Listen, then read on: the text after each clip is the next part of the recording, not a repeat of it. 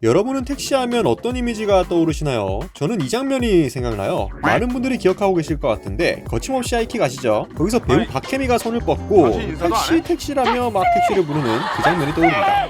이후에 어떤 택시가 앞에 섰는지는 기억이 가물가물한데요. 아마 높은 확률로 소나타가 아니었을까 생각해봅니다. 제 어린 시절 그리고 지금까지도 소나타는 곧 택시, 택시는 곧 소나타의 대명사였으니까요. 그런데 이제는 그 판도가 바뀌려는 듯합니다. 택시계에서도 세대 교체가 일어나나봐요. 요즘에 전기차 택시들이 계속 늘어나고 있잖아요. 원래 코나 일렉트릭 택시나 가끔 보이던 정도였는데 아이오닉5랑 EV6 택시가 점점 늘어나고 있죠. 근데 이제는 현대기아가 그냥 택시 전용 모델로만 생산하는 별도의 차를 하나 만들 생각인가 봅니다. 오늘의 주인공은 기아 PBB01인데요. 아직 제대로 된 차명이 없어서 이렇게 코드명으로 불리죠. 아직 이 차가 진짜 택시 전용 모델이 될 거라고 확신할 수 없는데요. 그런데 거의 기정사실화된 분위기입니다. 앞으로 도로에서 정말 자주 보게 될 차라는 거겠죠. 대체 어떤 차인지 오늘 한번 알아보겠습니다.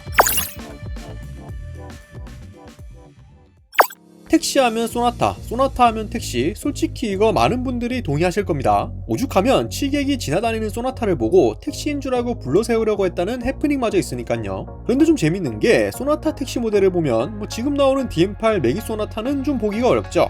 대부분 새 택시라고 해도 뉴라이즈예요. 이게 왜 그렇게 된 거냐면 현대차가 소나타 DM8을 출시할 때 더 이상 소나타로 택시를 내놓지 않겠다고 선언했기 때문인데요. 이유는 간단합니다. 소나타가 기존에 갖고 있던 친근함이라는 이미지가 이제 싫다는 거죠. 이미지 변신을 해야 할 때가 왔다는 겁니다. 하도 소나타는 택시라는 공식이 생기다 보니까 여기에 거부감이 생긴 것 같아요. 택시 이미지 때문에 차량 이미지 고급화가 어렵다는 결론을 내린 거겠죠. 그런데 DM8이 공개될 당시 제조사가 이런 말을 하니까 막상 소비자들은 코웃음을 쳤습니다. 대부분 믿지 않는 눈치였죠. 왜 그랬었냐면 현대차가 이미 이걸 LF 소나타 때 한번 똑같이 말했었거든요. 그런데 결국 택시 모델이 나왔었죠. 그러니까 DM8 소나타도 처음에 이미지 고급화한다고 택시 안 내놓다가 나중에 판매량 좀 떨어지면 분명히 출시할 거야 라는 의견들이 지배적이었습니다.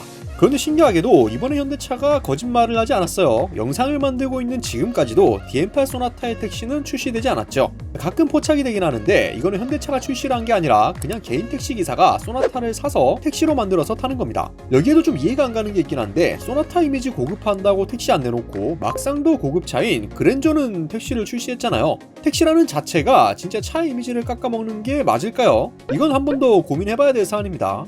그래서 아직까지도 현대차는 소나타 뉴라이즈 택시를 팔고 있고 기아는 K5 구형 모델 택시를 팔고 있었는데 최근 기아는 K5 택시를 단종시켰어요. 소나타는 그래도 꾸준한데 K5는 택시 판매량이 저조했기 때문입니다. 자, 지금부터가 핵심이에요. 이렇게 있던 택시 모델들이 다 사라지는 와중에 기아에서 택시 전용 모델이 출시될 거라는 소식이 전해지고 있죠. 이게 예전에 기아 컨퍼런스 영상에서 미리 떡밥처럼 뿌려지기도 했었는데 목적 기반 모빌리티 PBB에 대한 이야기가 많았었잖아요. PBB가 뭐냐면 목적 기반 모빌리티라는 이름 그대로 용도에 따라 다양한 형태와 기능으로 변하는 자율주행 지상 모빌리티인데요. 대중교통이나 이동형 병원, 약국 등 다양한 용도로 활용할 수 있겠죠. 그런데 최근엔 정체불명의 테스트카가 포착됐는데 이게 기아가 준비 중인 PBB 중 하나라는 소식이 전해졌습니다. 근데 놀랍게도 이게 택시 전용 모델이 될 거라는 말이 있어요. 주인공은 PBB01인데요. 이 PBB01이 기아 니로 EV를 기반으로 만들어질 예정이라는데 실물 포착 사진이 있으니 함께 살펴보도록 합시다. 자, 사진을 자세히 살펴보면 휠 엠블럼이 보이는데 이거 기아 엠블럼이 맞죠?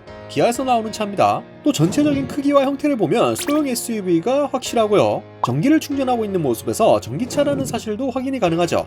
다만 옆에서 신형 니로 EV 기반으로 만들어진다고 했는데 위장막 너머로 희미하게 보이는 후면부 디자인은 구형 니로와 흡사하죠. 저희도 사실 예전에 독자분이 이 차를 제보해주셔서 대체 무슨 차인가 싶어 커뮤니티에도 올려본 적이 있었는데 이게 이 차였네요. 지금 몇몇 기사에서는 이미 PBB01이 전기차 기반의 택시가 될 것이라고 언급이 되고 있죠. 실내 공간을 확장하고 승하차 편의성을 높인 게 특징이고요. 다만 전기차라고 해서 EGMP 플랫폼을 기반으로 만드는 건 아니라 기존 내연기관차 기반의 전기차를 개조할 것으로 전망된다고 합니다. 이 차 생긴 걸 보면 실제로 EGMP 플랫폼이 적용된 것 같지는 않고 차 크기도 상당히 좀 애매해 보이죠. 솔직히 처음 봤을 땐 대체 이게 뭘까 싶었는데 택시라고 하고 보면은 그런가 싶기도 합니다.